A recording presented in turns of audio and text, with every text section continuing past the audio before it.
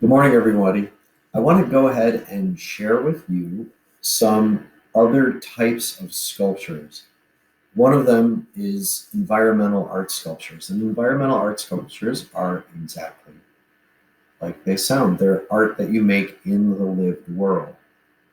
This is work by an artist, Andy Goldsworthy. And Goldsworthy takes found objects, like you did with your assemblages, but found objects from nature and arranges them in unnatural ways, but ways that highlight their beauty and ways that integrate with the environment.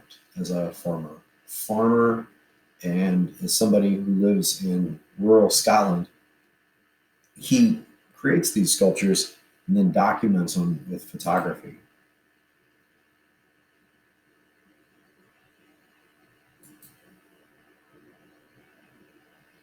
One of the important pieces that make his sculptures special is the level of care and attention that he puts into them. This is craftsmanship, just like making a drawing is craftsmanship, but it's a different form of craftsmanship. And as you would guess, these works don't last. I have a trailer in the Padlet for you if you'd like to see more about Andy's work. But he uses repetition, shape, and color, just like you would if you were making a work on paper. Another artist that does something similar is Patrick Doherty. He makes large architectural forms that are nest-like in their appearance. And they are huge.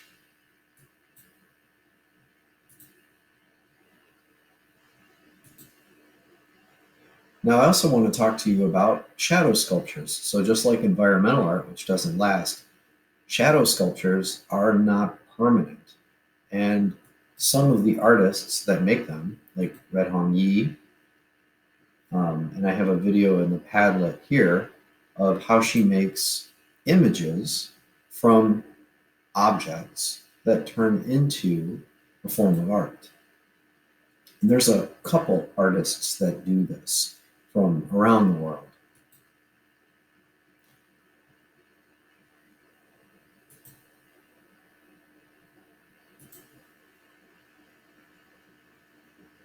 And again, in the Padlet, I have a number of resources to share with you on how this might work.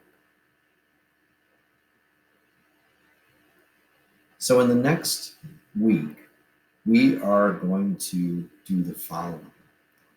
I've posted a number of resources in the Padlet, but for the rest of the day, I want you to revisit your visual journaling. What you've been working on has been elegant and is certainly worth continuing.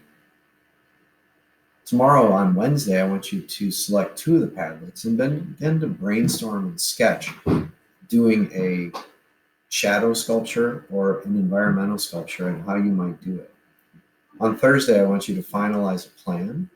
I want you to watch an additional Padlet, and then I want you to, with any remaining time, continue some journaling.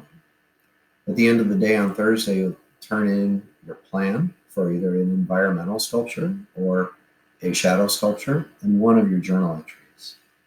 And then on Friday, you're going to start your sculpture. So this might take you outside a bit or might keep you in the house a bit.